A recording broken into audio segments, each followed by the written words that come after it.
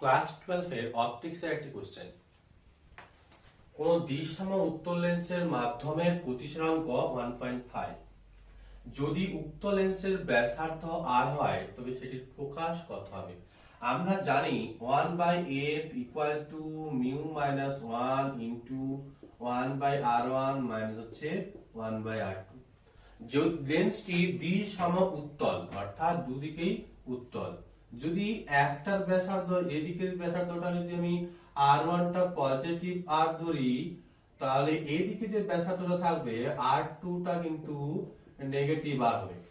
তো এই r1 r2 এর মান বসিয়ে আমরা পাবো 1.5 মাইনাস 1 ইন্টু 1/r, এই r2 সমান মাইনাস r বসিয়ে কি পাবো প্লাস 1/r সমান হচ্ছে 1.5 থেকে 1 বাদ দিলে 0.5 ইন্টু যোগ করলে 2/r 1/f সমান দশমিক তুলে 0, 5 দুগুণে 10, 2 বা f সমান হচ্ছে r, অর্থাৎ লেন্সটির ফোকাস হচ্ছে r।